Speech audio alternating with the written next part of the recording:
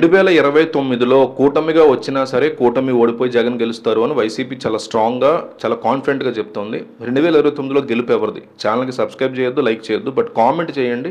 గెలుపు జగన్‌ది, గెలుపు చంద్రబాబుది లేదా కూటమిది. గెలుపు జగన్‌ది, గెలుపు కూటమిది. ఈ రెండిట్లో ఒకటి కామెంట్ చేయండి. చాలా పెద్ద సర్వే ఇది. మిస్ అవ్వకుండా కామెంట్ చేయండి.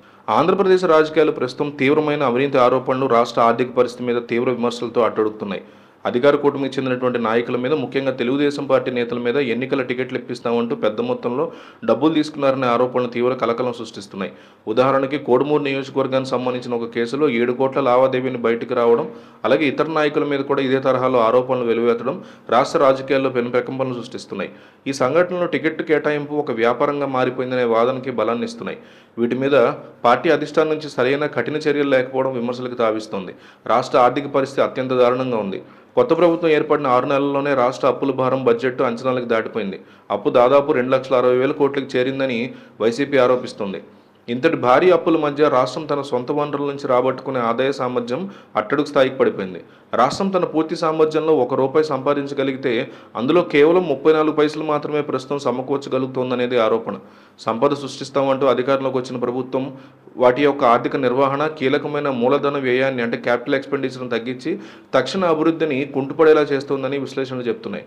రోడ్లు, శాశ్వత భవనాలు వంటి వాటి మీద ఖర్చు తగ్గించకపోవడం నిధుల కొరతని అద్దం పడుతోంది. కూటమి ప్రభుత్వం కేంద్రంలో పొత్తు ఉన్నా కూడా రాష్ట్రానికి కేంద్ర గ్రాంట్ల విషయంలో ఘోర వైఫల్యం ఎదురైంది.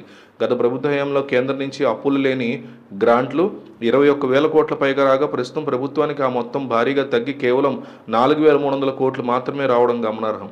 డబుల్ ఇంజన్ సర్కార్ అంటూ ప్రచారం చేసుకుంటున్నప్పటికీ కేంద్రం నుంచి ఇటువంటి నిరాశ కలిగించే ఆర్థిక మద్దతు లభించడం రాష్ట్ర ఆర్థిక వ్యవస్థ కోలుకోలేని దెబ్బని వైసీపీ ఆరోపిస్తోంది. ఈ కారణంగా సంక్షేమ పథకాల అమలుకి కూడా రాష్ట్రం మరింత అప్పు చేయక తప్పని పరిస్థితి ఏర్పడింది.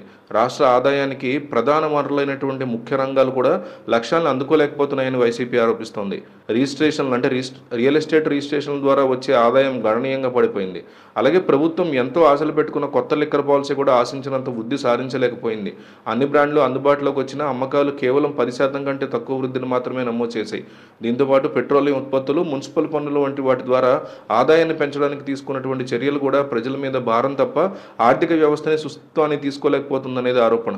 మరోవైపు పాలనలో కూడా అసమర్థత, రాజకీయ జోక్యం స్పష్టంగా కనిపిస్తున్నాయని వైసీపీ ఆరోపిస్తోంది. ప్రజా సమస్యల పరిష్కారం కోసం స్పందన సరిగ్గా లేదనేది వైసీపీ యొక్క ఆరోపణగా ఉంది.